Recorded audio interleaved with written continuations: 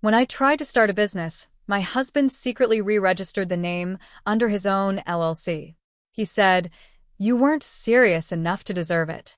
I smiled and waited, then filed a lawsuit for trademark infringement with dated proof of every logo and invoice. When his office received the summons, I never thought my husband would steal from me. I mean, I knew we had our problems. Craig wasn't exactly the most supportive man in the world, but I thought he had my back. I really did. We'd been married for 12 years. I was with him before he even finished his HVAC training. I stood by him through every job change, every debt, every stupid idea he chased. Starting a business had been my dream since college, but life got in the way. First came the bills, then the mortgage, then the kids. I shelved the dream for years. But when our youngest started middle school, I started to feel that itch again. I'd always been good with leather. Sewing, tooling, making wallets and belts for friends as gifts. People kept telling me, "You should sell these." So I decided I would. I worked my ass off, nights and weekends, while Craig watched ESPN or fell asleep in front of his laptop. I wasn't loud about it. I just kept grinding. I taught myself e-commerce, set up a basic site, started sourcing better materials. I even got a little side job at a craft store to get discounts on supplies and save for my launch. The name Maple and Iron came to me one morning while driving home from dropping the kids off. It just felt right, strong, simple, solid. I bought the domain name that same day, registered the Instagram handle, started mocking up a logo. My cousin's husband does graphic design, and he helped me clean it up. I printed tags, business cards, made packaging samples. I was proud. Craig acted like he didn't care. He'd ask dumb questions like, "How much are you really going to make off this?" Or, "Is anyone actually going to buy that?" But I ignored him. I figured he was just being his usual dismissive self. Then one night in late September, I tried to finally launch my site. I'd been hyping it on Instagram for weeks. Had 3 pre-orders ready to go. But Shopify wouldn't let me publish. It kept saying my business name was already taken. I thought it was some technical issue, so I Googled it. And there it was. Maple and Iron LLC, registered in Oregon. Filed just 3 weeks earlier. Under Craig's full legal name. I stared at the screen for 10 minutes before I could even move. I thought maybe it was a mistake. Maybe he did it to help. Maybe he was going to surprise me. But when I asked him, his face told me everything. He looked right at me, smiled like I was a child who spilled milk, and said, "You weren't serious enough to deserve it." I can't describe what I felt in that moment. Rage, shame, grief. Like I'd been slapped in the face by someone I trusted more than anyone. He saw what I was building and decided to take it, not because he wanted it, but because he couldn't stand that it didn't involve him.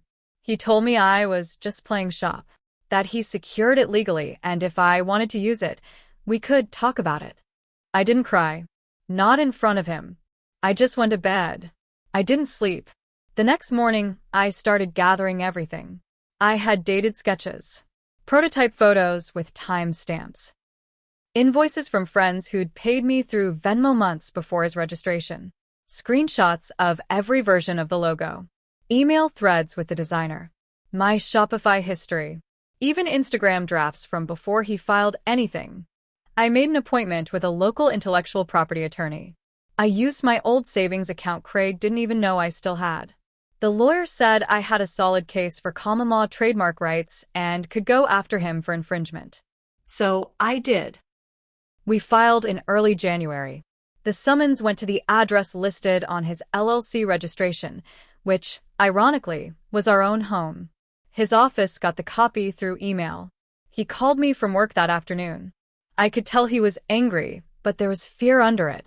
"What the hell is this?" he barked. I said, "That's me being serious." Then I hung up. And that's when things really started to fall apart. After I hung up on Craig, the silence at home felt different. Heavy. Every little sound in the house, our dog scratching at the door, the fridge humming, felt louder. I stayed up that night going over everything with my lawyer again, making sure every date, every detail was right. I wasn't just trying to win. I was making sure there were no cracks for him to slip through. By the next morning, Craig had moved into the guest room. He didn't say it outright, but that's what he did. Took his clothes, his phone charger, even his stupid portable speaker. We weren't talking. Not really. Just short, cold words about the kids or dinner. That was it. Then I got a call from my cousin, the one whose husband did my logo. She said Craig had reached out to her husband, asking for all the original files for the maple and iron logo. Claimed he owned the rights now and needed them for a pitch deck. He even tried to offer him money. That's when I knew Craig wasn't backing down. He was going to try and run the business himself. Without me. 2 days later, a new Instagram account popped up at @MapLeanderonco. Same logo. Same product photos, my product photos. He must have taken them from my Google Drive. I'd let him borrow my laptop before. I felt sick. He was running ads too. Promoting a line of modern handmade leather goods for men and women. His name was listed as the founder. No mention of me. None. I screenshotted everything. Sent it to my lawyer. Then my mother-in-law called. That's when it got worse. She said Craig told her I was trying to ruin him out of spite. Said I was mentally unstable and had abandoned the business, so he was just saving it.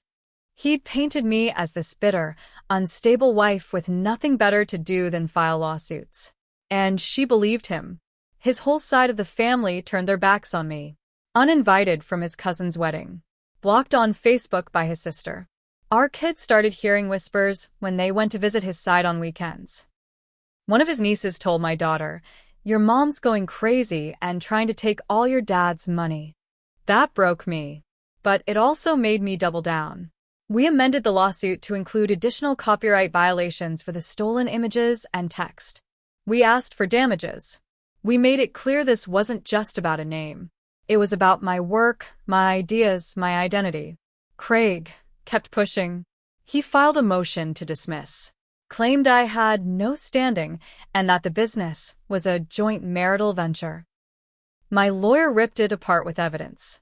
But the worst part? He drained our joint savings account. Almost $14,000.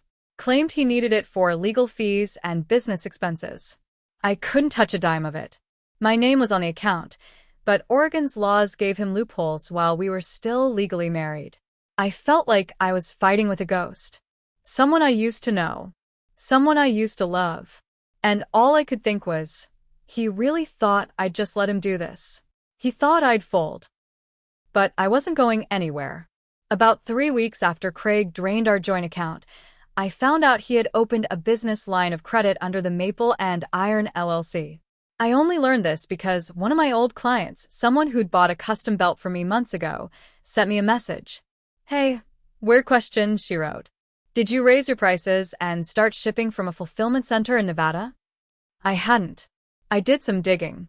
Turns out Craig had partnered with a dropshipping company. He wasn't even making the goods himself. He was buying cheap leather knockoffs in bulk and branding them as Maple and Iron Originals. And customers were noticing. They were leaving bad reviews. Complaints about thin leather, broken buckles, late shipping. But because it was technically his LLC, the damage was getting tied to the Maple and Iron name. My name. I called my lawyer in a panic. He told me we had a case for brand dilution now, on top of the infringement. He said Craig was tanking the brand value by selling inferior goods under the same name. It made the case stronger, but it also made it harder for me to recover what I'd built. That night, Craig came into the kitchen while I was helping our daughter with her homework. He stood in the doorway like he owned the air around him. "You could have just partnered with me," he said. "This lawsuit's going to cost you more than it's worth." I looked him dead in the eye. "You already took everything you thought you could. Now I'm just taking it back." He laughed. That smug, empty laugh he does when he thinks he's won. But then a new twist landed in my lap, one Craig hadn't seen coming.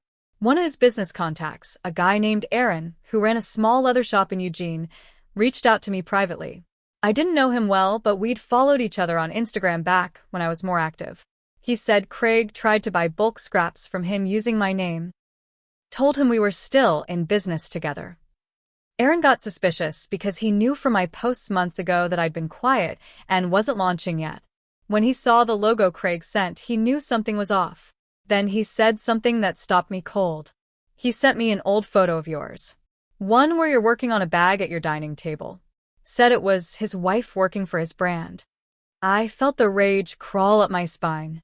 Craig wasn't just pretending to be the face of the business. He was still using my face to give it credibility. That crossed a line. I sent the photo to my lawyer immediately. It was proof Craig was misrepresenting not just the brand, but me, as part of a business I had no control over. We filed for a temporary restraining order to stop him from using my image or any branding tied to the original maple and iron concept. Then, a few days later, another surprise. The IRS sent a letter addressed to both of us about the LLC's taxes. Craig had filed paperwork showing me as a co-owner, probably trying to make the business look more legitimate to banks or vendors.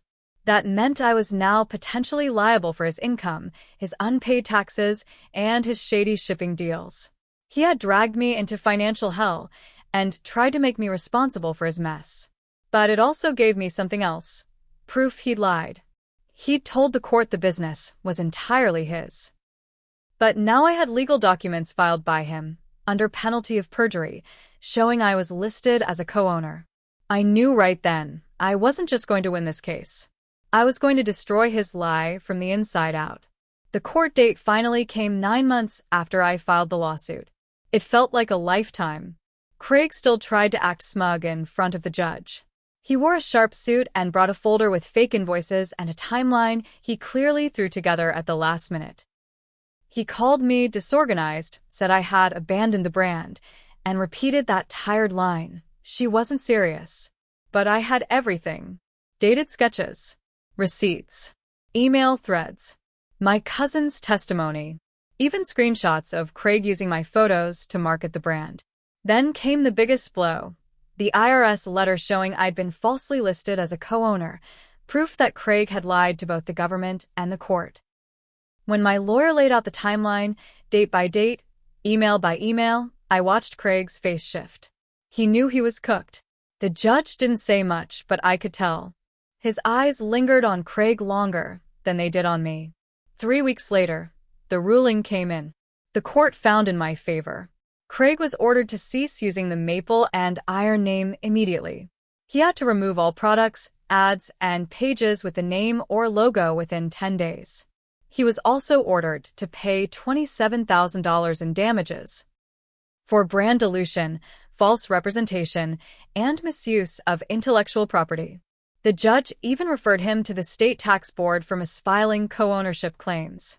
It wasn't millions, but it was everything to me, because after that ruling, it all fell apart for Craig. His drop-shipping partner dropped him when they heard about the lawsuit. His business credit line was revoked. He'd maxed out the card trying to fulfill orders he couldn't complete.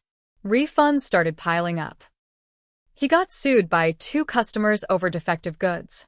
Then came the worst part for him anyway. His employer found out. Turns out Craig had used his work computer to run part of his fake, maple and iron side hustle. Violated their code of conduct. They fired him. That smug look disappeared. And when he came home, jobless, broke, and out of options, he tried to tell me we needed to rebuild together. I didn't even answer him. I just handed him the divorce papers. I had filed them quietly the week before the ruling. I waited to serve them until I knew the court sided with me. I wanted that moment, where he had to stand in the ruins of what he built on my back, with nothing left to take from me. We finalized the divorce in March. I got to keep the house. He fought for half, but the judge reviewed the financials and saw how he drained our account and used our shared funds for a fraudulent business. He got nothing but his own debts. I spent the next few months rebuilding maple and iron the right way. Clean. Honest. I launched the site again with a note to customers explaining the journey. No drama, just facts. People supported me. Orders came back. I wasn't rich, but I was finally free. And proud. And every time I print a label with my logo, every time I package a bag with care, I remember what he said. You weren't serious enough to deserve it. He was right about one thing. I wasn't serious back then. But now? Now I'm deadly serious. And it's all mine.